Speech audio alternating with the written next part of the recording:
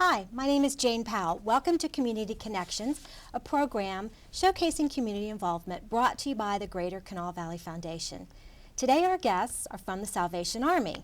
We have Area Commander Major Darrell Kingsbury and his wife, Major Debbie Kingsbury. Welcome, guys. Thank you. So glad you're here. Glad to be Glad here. to be here. And I'm happy to learn about the Salvation Army today. I have lots of questions, and I know you have lots of things you want to tell me about. So why don't you just give me a brief overview? How did the Salvation Army start? Well, it started in 1865 when William Booth was out on the street corners in London holding meetings and preaching to people, and got affiliated with another group and joined them, actually became a part of the Methodist Church, and then left the Methodist Church.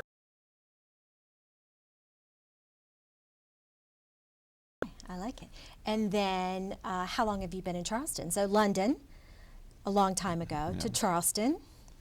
We came to Charleston in 1904. A long time ago. So we're starting our 111th year. We came in November of '04, and we're celebrating 150 years next year of the Salvation Army around the world. We're in 126 countries around the world.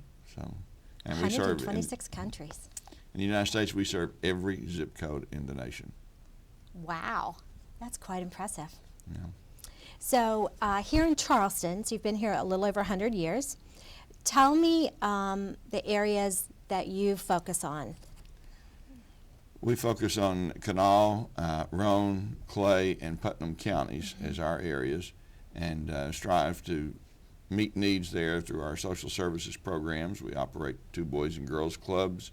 We have Camp Happy Valley. We have a church, which we call it a CORPS, C-O-R-P-S, and that's where folks come and meet on Sundays and throughout the week, and have some educational programs, some fun programs, and come and worship as well. Okay, so when I think of the Salvation Army, I think of the big things that I'm very familiar with. The thrift store, the kettlebells, the Boys and Girls Club, but you do so much more than that.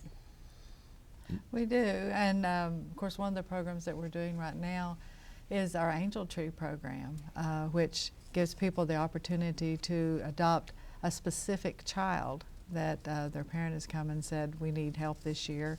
And so when you pick up that angel at the mall, or you can call us, I can email you or fax you a child, you know for certain that that's a real child who's really in need. And on Christmas morning, when you're celebrating Christmas, that child's opening the presents that you bought for them. Wow. So we did mention that there is an angel tree in Charleston Town Center. Correct. It's on the 2nd floor of the mall, right? Right, near Talbot's. And it's manned It's manned Monday through Saturday from 11 a.m. till 7 p.m. Okay, great. And so anyone that wanted to could stop by the tree, and there they would get the names. And then they would also drop the packages back off? They can drop the packages off back there. They can also drop them off at the Salvation Army at 301 Tennessee Avenue, downtown in the West End. And the due dates are coming up. It's December 5th, so we're hoping that people will get out there soon and get those angels and help make Christmas brighter for a child. Angel shopping over Black Friday weekend, is that I right? know, that would be great. Yes.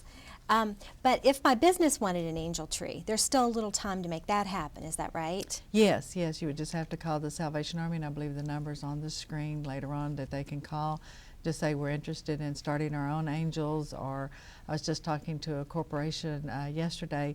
They've decided to do a little friendly competition between the offices, and so each office has taken an angel just to see who can get their angel adopted sooner. And they're going to actually, instead of having an office Christmas party this year, they're going to have an angel wrapping party, wrap all their gifts for the angels that night, and instead of spending money on each other for gifts, all their money's coming back in to buy gifts for the angels, which I think is a wonderful opportunity and just really service oriented. Oh, absolutely. Think of all the people that'll be touched by that.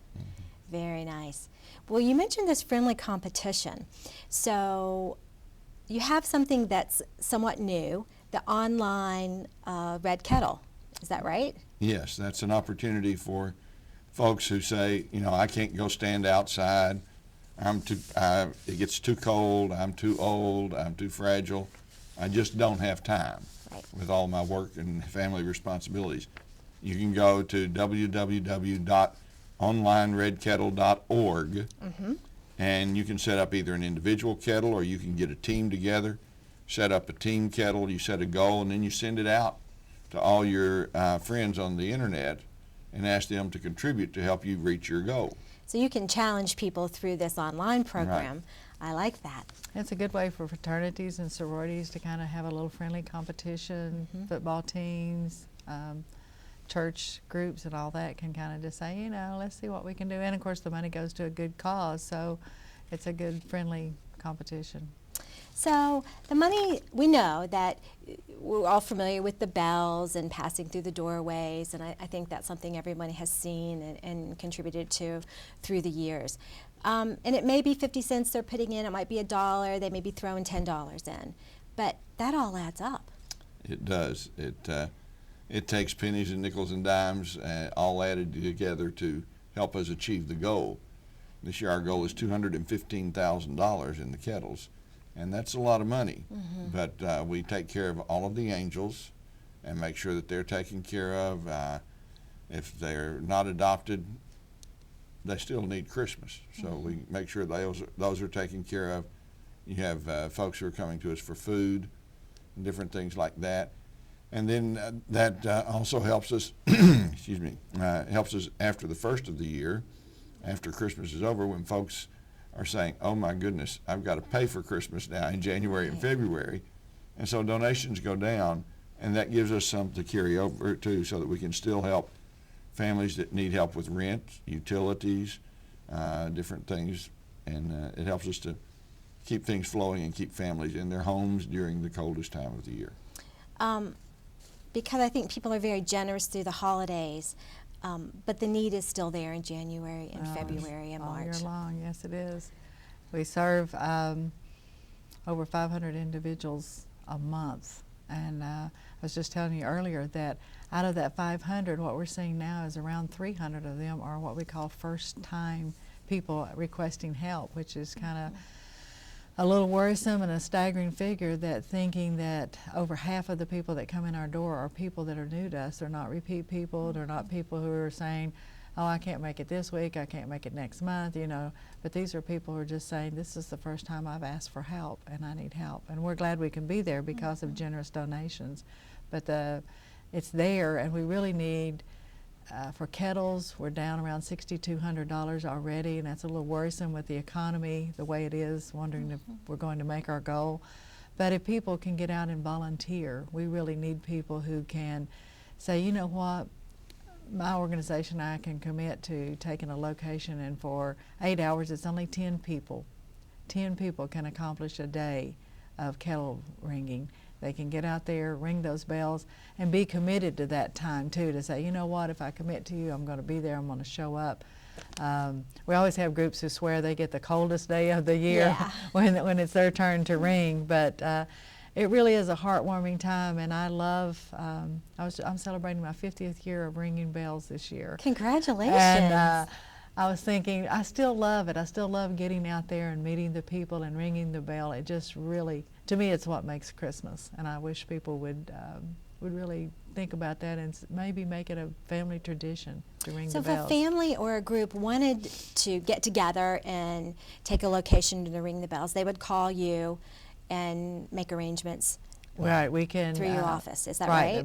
We can. I believe we're flashing that number on the screen right now, good. so great. So yes, we can we can help them with selecting a date and a time, and we are always, of course, we meet them there with the kettle and the bells, and that's what we really need, is people to commit. Major Debbie, can you give me a story of how the need helps someone? Okay, sure. We just recently had a grandmother come in, and I think this is getting more and more familiar, that grandparents are raising the grandkids, the second generation. Sad to say, her child had become a meth user, and which is very prevalent in our area. And this 10-year-old child had never celebrated Christmas, never had a Christmas present, and she finally got the court to award him to her. Well, she had to pawn everything that she owned in order just to getting basic clothing and stuff. And then she came to us requesting Christmas assistance. So to thankful the people, somebody will adopt him, somebody will give toys for him, and he will have his first Christmas. At 10 years old. At 10 years of age. So we talked a little bit about the angel tree earlier, about how you're able to get names, but you have something called Forgotten Angels, is that right? We do. That's a program that's probably started, because I think the Angel Tree program is about 35 years old, and it just started maybe 10 years ago when we realized there are, always requests at the end, people, policemen and firemen who find families who didn't request help, or that angel may not get adopted. And so sometimes people go, I don't have time to go specifically buy for a child. So the Forgotten Angel is a program where you can buy a toy for any child and just bring it by the Salvation Army and drop it off there at that mall tree and say, this is for any child. Our biggest age group that we have need for is normally boys and girls 6 to 10. Okay. The little ones. The little ones. They're the ones, though, that kind of, they're the ones who still believe in Santa and Christmas, and I think, those Barbie dolls and trucks. And usually it's just generic gifts that are, the children see the same commercials, but they really are grateful for any toy that comes their way. Mm-hmm. It's remarkable. So there are lots of ways that people can help through the Red Kettle, onlineredkettle.org, onlineredkettle.org, where they can make contributions with their own kettle and challenge their friends and their coworkers to contribute also, which is a great way if you can't actually make it to pass a kettle, but that's always... Yeah. We find that a lot of people now don't carry, I don't know about you, I rarely carry cash anymore. So when people go buy our kettles, they're like a lot of times, I don't have. So this is a good way for you. You can make credit card donations too. Oh, that's right. Through that system. And another way that people can donate too is our pantry is getting low. Maybe start a food drive if you've got a Cub Scout group or Sunday school class out there. Start a little pantry drive and help give us money for making those food baskets. So really any way that somebody wanted to help, whether it's a food drive, contributing cash, buying Christmas presents for a child, you have a need. We do have a need. And they can get in touch with you. The best way to get in touch with you, I think, is over the telephone. Yes. And that is 304-343-4548. Yes. And I'm sure if someone's not there to answer it, they'll leave a message and you'll get back in touch with them quickly to help support the area. So 4 counties that you're covering, which is a lot of people. It is. Over 1,000 angels, not counting seniors, but just the kids. And you have seniors who come in needing help because they're on a fixed budget. Things keep going up for them just like they do for everybody else. So. That's right. 50 years with the Salvation Army. Yeah. Ringing bells. Ringing bells. That's right.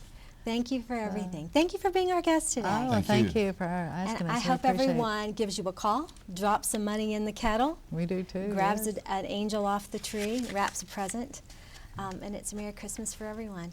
Thank you guys for joining us. It's Community Connections brought to you by the Greater Kanawha Valley Foundation. We hope you'll come back and see us next time.